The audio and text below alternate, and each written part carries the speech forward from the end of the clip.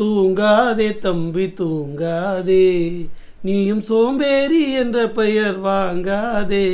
தூங்காதே தம்பி தூங்காதே. இந்த பாடல் இடம்பெற்ற படம் நாடோடி மன்னன். புரட்சித் தலைவர் எம்ஜிஆர் அவர்கள் தயாரித்து இயக்குன படம்.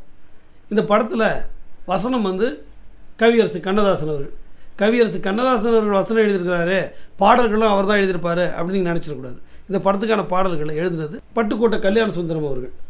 இந்த படத்துக்கு பாட்டு கம்போசிங் பண்ணுறதுக்காக புரட்சித் தலைவர் எம்ஜிஆர் அவர்கள், பட்டுக்கோட்டை கல்யாண சுந்தரம் அவர்கள், உதவி இயக்குநர்கள், இசையமைப்பாளர் சுப்பையா நாயுடு எல்லாரும் உட்காந்துருக்காங்க. கண்ணதாசன் அவர்களை காலையில் ஒரு 8 மணிக்கு வர சொல்லியிருக்கிறாங்க. ஆனால் கண்ணதாசன் அவர்கள் அன்றைக்கி காலையில் 8 மணிக்கு வரல, 10 மணி ஆச்சு, 10 மணிக்கும் வரல. சரியாக ஒரு 12 மணிக்கு அவர் அந்த அரங்குக்கு வராரு. வந்த உடனே எம்ஜிஆர் பார்த்தாரு. எம்ஜிஆர் பார்த்த உடனே கண்ணதாசன் அவர்கள் லேட் ஆகிடுச்சு சாரி அப்படின்னு சொல்லிட்டு இது பண்ணார். உடனே எம்ஜிஆர் அவர்கள் கோபத்தை வெளிக்காட்டாமல் எதுவும் பேசிக்காமல், பரவாயில்ல நீங்கள் வரத்துக்கு காலதாமதம் ஆயிடுச்சுன்னு சொல்லி பட்டுக்கோட்டை கல்யாண சுந்தரத்தை ஒரு பாடல் எழுத சொன்னோம்.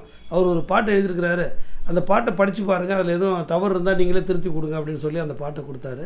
அந்த பாடலில் என்ன எழுதிருந்துச்சுன்னா, போர் படைதனில் தூங்கியவன் வெற்றி இழந்தான், உயர் பள்ளியில் தூங்கியவன் கல்வி இழந்தான், கடைதனில் தூங்கியவன் முதல் இழந்தான், கொண்ட கடமையில் தூங்கியவன் புகழ் இழந்தான். இப்படி எழுதிருந்துச்சு.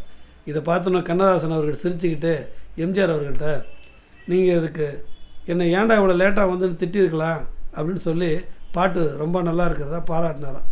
இதை அவர் பாராட்டியிருந்தாலும் அவர் மனசுக்குள்ளே நம்ம லேட்டாக வந்துட்டோமே, அதனால அந்த பாட்டு மிஸ் ஆயிடுச்சேன்னு ஒரு எண்ணம் தோன்றிருக்கிறதுக்கு வாய்ப்பு இருக்குது. ஆமாங்க, ஒரு வாய்ப்பு கிடைக்குதுன்னா அது சரியான நேரத்தில் சரியாக நம்ம பயன்படுத்திக்கிட்டால் தான் வெற்றி பெற முடியும். வாய்ப்புகளை என்றைக்குமே தவற விடாதீங்க.